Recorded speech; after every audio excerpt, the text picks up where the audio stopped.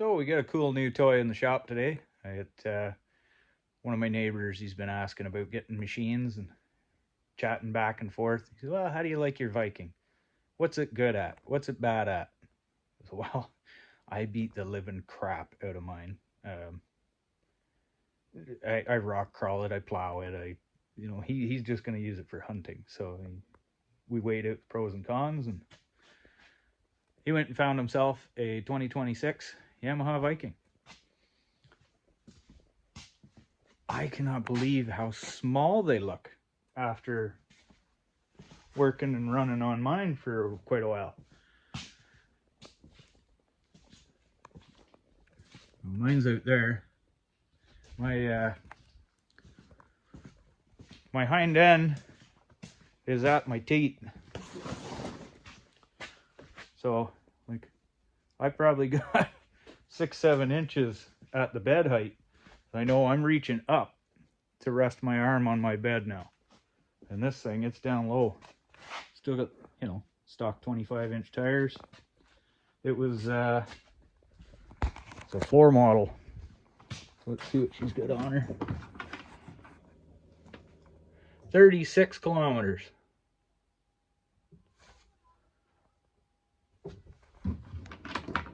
Brand new. She's a virgin. So we brought it over. We're going to install the soft doors because he's a hunter. He wants her all closed right in. Got the windshield, the rear glass. And then next he's got a Colpin Plow kit here he picked up from Canadian Tire. So I'm going to make some bracketry for that. Get his plow kit on. Probably be digging into this tomorrow. Alright, gave the fancy new Viking a little bit of a spit shine. Just had a lot of road salt on it from the trip home. I just sprayed it down with a squirt bottle and gave it a wipe. Started putting on these soft doors. They're a little bit of a pain, but easy enough to put on. It's all just Velcro that wraps around. Until you get to these guys, they're domes. You gotta just rivet the dome on the other side of the dome. Can't get there from here. Comes with all this guys in the pack. Comes with all your rivets and the little domies. So you put all your little domies on, drill your hole, rivet her on, and away you go. They go all the way around here. A couple back here. Gonna stick them suckers on tomorrow. Not bad looking little units. These are a Yamaha brand. Yeah, Yamaha product. So it is designed to fit the machine. The windshield is a Yamaha product, so the soft doors are designed to work with the windshield. So they've got right where all the brackets would go. They've got these fancy little rubber sleeves. It's still got to be, monkeyed around and stretched out a little bit, but I'll get there. I didn't want to, get everything tight and situated until I figure out where I want all these domes. Get all the wrinkles out of it so that there's not so many air pockets. So then I get looking at the winch bracket. Well, this is what they send you from the factory. There's 2 bolt holes here in the bumper. Here's what they send you with the winch. Well, that ain't gonna cut it. She's gonna bend right off of there. So I grabbed some bracket. I was going to make some legs for it that mount down into there, and thought, wait a minute, like this is gonna probably take a couple hours to fabricate something and then paint it and make it pretty and nice. I better go price one out first. Well, they're $80 on Revco. So I'm not gonna bother building and fabricating. I'm just gonna tell them it's cheaper to go and buy one.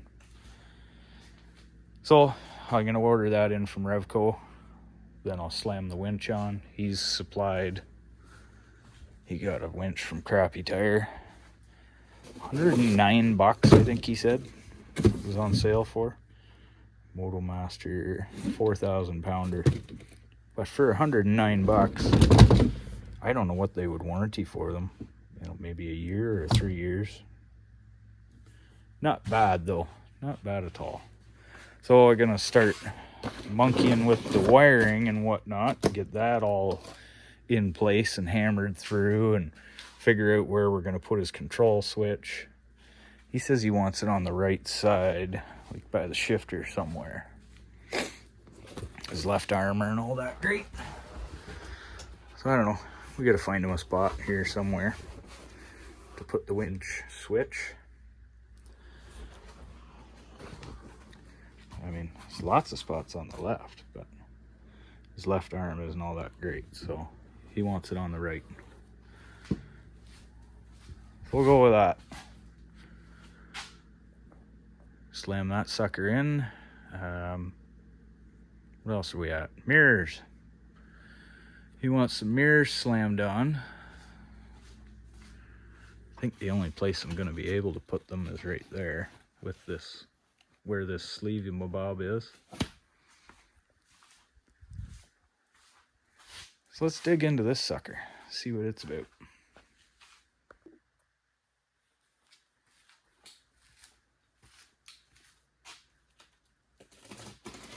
It's a Colton brand that he bought from Canadian Tire.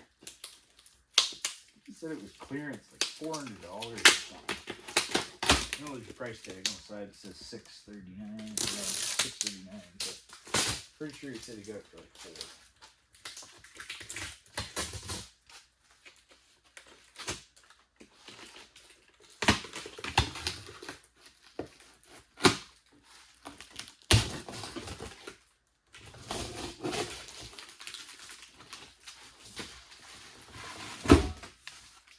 Got some weight here.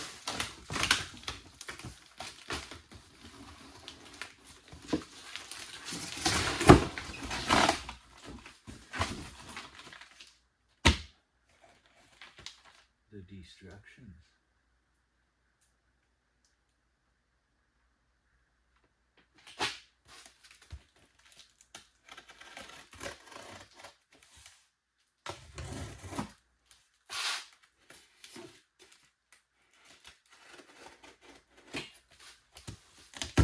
I got a KFI brand.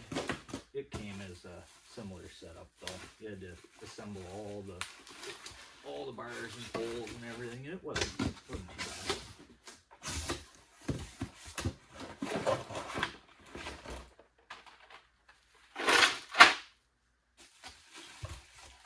Ooh, little baby spring.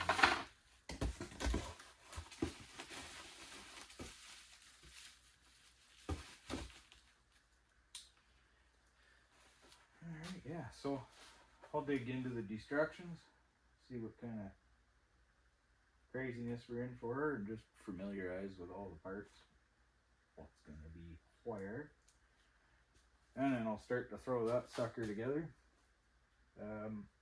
A mount is going to be the interesting part, because I don't know if they come with one.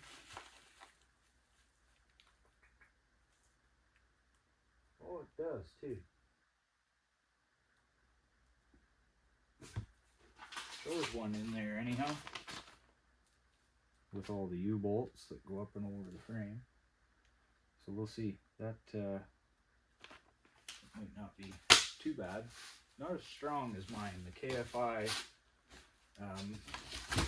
So mine's got two mount bolts way up here that hook right up by the fair lead, and then it goes down, and I've got a 2-inch receiver here for tossing a hitch in. And then it wraps way back and U-bolts it back over the frame.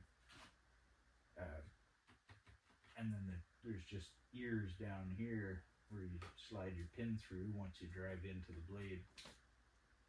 It's a pretty decent setup if I hadn't bent the living crap out of it on rocks, trail riding the thing. don't leave your plow harness on when you're trail riding. But also don't take it off, because that's where I blew my diff. Need a skid plate so that when I take my plow harness off, I can put the skid plate on in the summer. Because I went rolling over some rocks and popped a hole in my diff. That was foolish.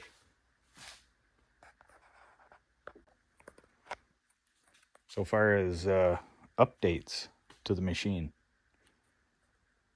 not a thing. I haven't seen a damn thing different from my 2018. Everything down to headlights look to be the same. I know the engines are the same. Seats are the same. Every switch and button is the same. To the best of my knowledge, there are no external changes to the Viking whatsoever. Even in the driveline, the only thing I know that they updated was there was a center drive gear issue that these had for up until 2019. Mine's a 2018. I had the center drive gear issue and had to rebuild my motor. Okay, so here is what I thought was the center drive collar bolts. When we looked at it, took it apart the first time, said, nah, there ain't no way that's backing out. Here are the actual center drive bolts that are a problem. That's how tight that one was. I have not touched any of the other ones yet. That's how tight that one was. That one still feels tightish. That one still feels tightish, but these are just about finger loose. That was all because I did not pull out these 4 bolts. That's the whole reason I have to rebuild this fucking motor again. Damn it! So, they revised the specs, and from factory, they used Loctite on the 4 center drive gear bolts. And torqued them to 32 foot-pounds, I think. Whereas previously there was no Loctite and they were 28 foot-pounds. So when you're plowing with these machines, or jerking them back and forth, drive reverse quite often, those 4 drive bolts on the collar would walk out. And the first symptoms would be your speedo would drop to 0 when you let off the gas, because the speed sensor wasn't making connection with the gear in the center drive. And then after that, you would develop an oil leak, which is how I found mine out. It had a very small drop. I thought, it might just be case seal. So I pulled the motor out, and it was coming from the very bottom of the center of the engine case. And this is a rare thing too. If people weren't really working them hard and beating on them, they didn't really find this issue. But I'm hard on rigging. Mostly in the States. Found a lot of people in the States have had that problem. When you look on the Viking pages and the forums and whatnot.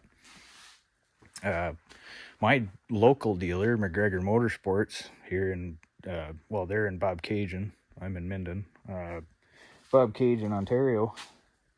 They hadn't even heard of the issue. In fact, when I was rebuilding my motor, I got a mechanic from the dealer there, is a buddy of mine. He came over to give me a hand and help me walk through it. And he gathered up the parts and sockets and whatnot, so we were going to need to do it. And when he got here, he had the wrong sockets, the wrong head bolts, and all kinds of stuff. So what's up with that? He's like, well, what motor's in this damn thing? This is 686. Oh, I thought it was the new 700s, same as the Wolverines. No, they're a 707 motor. They're a Subaru motor. Junk. These ones, the 686 motors, they are the same bottom end as the old 660s that have been around since Grizzly, way back. Good motors. Tough. Tried, tested, and true. Absolute bulletproof. You can blow them up if you're really being a dickhead, but they're tough. The 707 motors, not so much. Anyhow, like I said, they have not really, it's not a very common issue. Yamaha tends to test their products pretty good, and once they find one that's tough, they stick with it. People are crying about upgrading these to an 850 or 1000cc motor. For what? Like the 700's got enough power for what you need. You put a 1000cc motor in this thing, well, then you're tearing more stuff apart. I don't know. I like the little 700 single. I've changed my clutching, but that's just to get me some more torque. I didn't need more horsepower.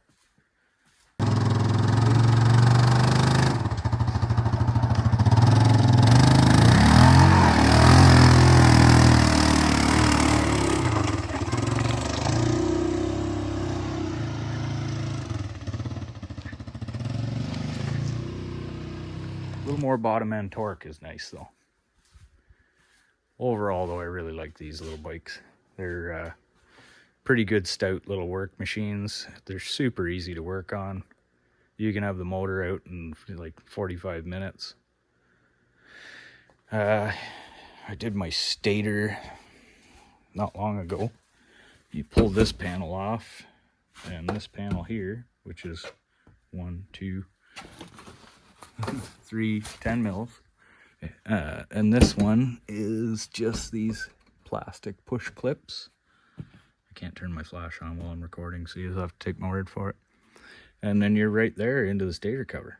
That's all you got to move is these 2 panels. It was super easy. All these lines just push out of the way real easily. You know, you disconnect your coolant line.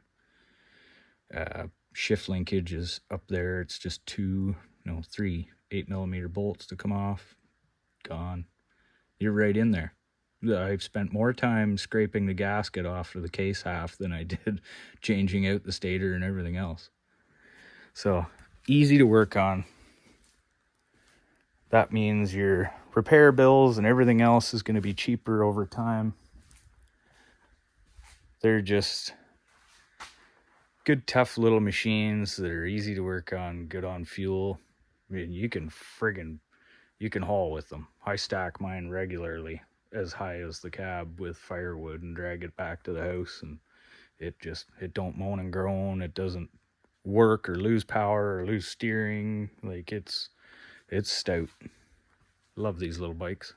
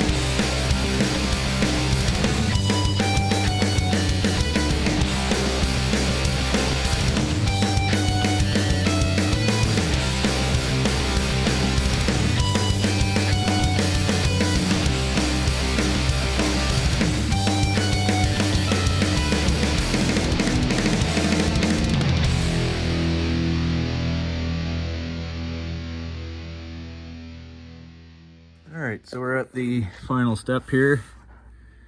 Well, for the plow. Going to remove these 10 mils for the skid plate. Drop it out of the way so that we can get our mounting bracket up there. Right around there. Let's drop this sucker down. It's just these 4 10 mil.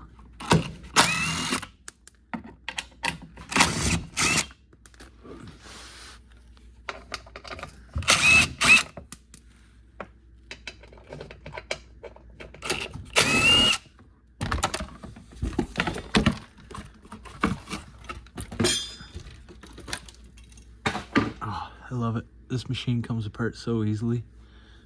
Wow, there's a leaf in there. It's a brand new bike. Somebody's test ride went off-road. All right, so yeah, it looks like a plow bracket. Oh man. Yeah, I guess the U-bolts will have to go through right here.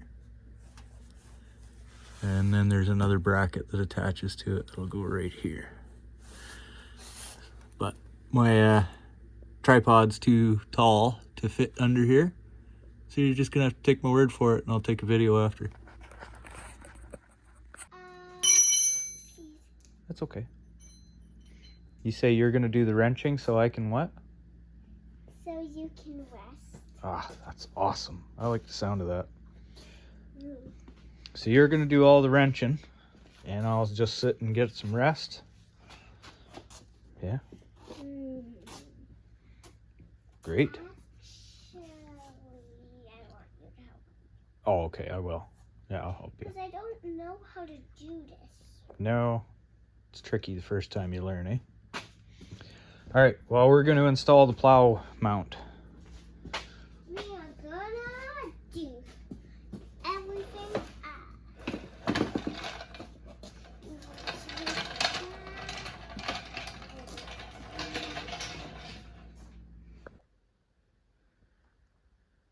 Well, here's what we ended up with. This is what they're showing in the instructions. That wasn't quite going to work on here. But it is a universal mount, so you got to expect there's going to be some fudging around. But it's on there. She's solid. It's around these front brackets are hanging over that frame brace, and these center ones are hanging over the diagonal frame brace. She looks good. It's on there and it's solid. So plow complete. Ish. Just waiting on that bracket to come in, and then we'll get the winch on.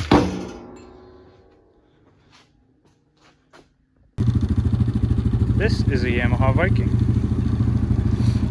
And this is a Yamaha Viking. Kolpin 6-foot plow, KFI 6-foot plow.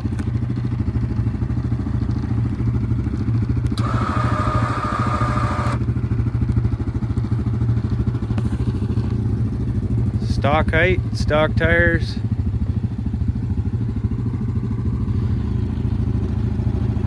.28" with a 4" Super ATV lift kit. She squatted because my shocks are completely shot.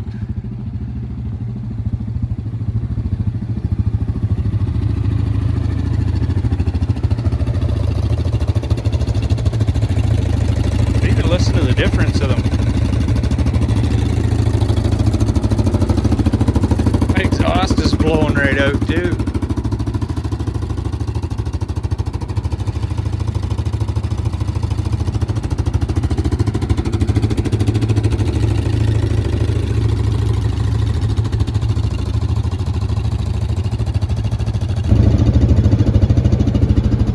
Cute.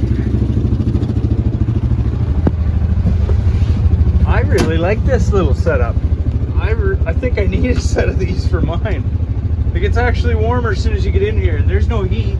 There's wide open gaps everywhere, but it is actually warmer. And I don't even have the door zipped up. Unreal.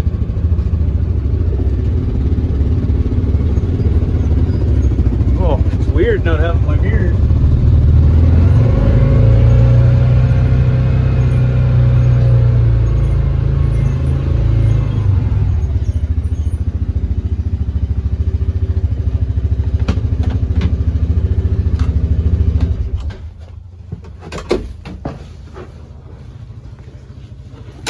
I kind of want a set of those little soft doors. Nice little machine.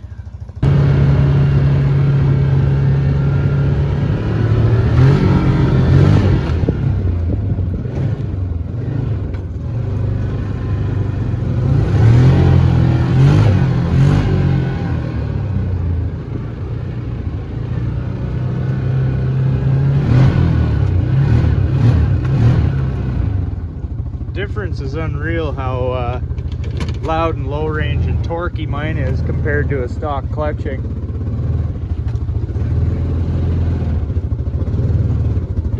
I mean, I knew that when I put the AD clutching in, it was going to be low range. I told him to make the thing a bloody tractor. He did. I gotta move some shit around back here. It's getting unreal.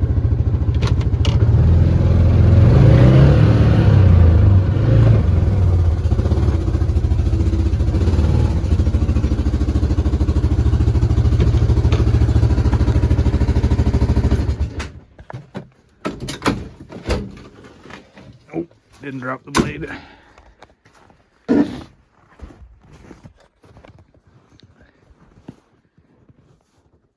Beast. Well, that's what I'm going to call it for this video.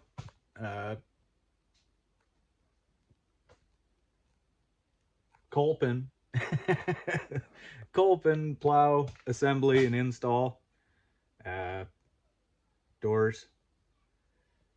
I'll do another video when I get into the big stuff. Like I got to wire in the winch, put the mount bracket on, do the mirrors, do the wiper. Bunch of little day one things that every one of you is going to want on these. Maybe I'll dive into getting rid of the Yamaha brake squeak. If you've ever test driven a Viking, they probably squeak. If you own a Viking, an older Viking, if you haven't taken your brakes apart and greased the slides, they squeak.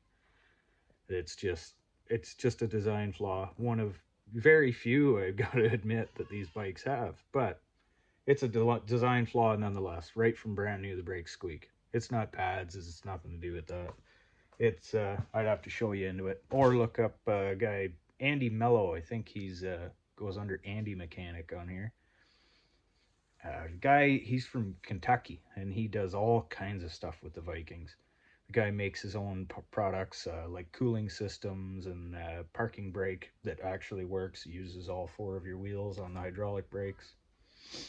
He makes, there's a bunch of bed attachments and stuff I believe he made too, but the guy's basically the guru.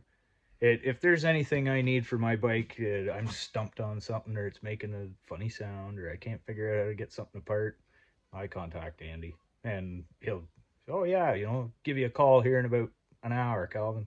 Great. Calls me up, and he's got that thick southern accent, and he's the most friendliest, helpful guy you ever meet. Wicked dude. Look up some of his videos if you ever get stuck on Viking issues. Over and out. Talk to you soon.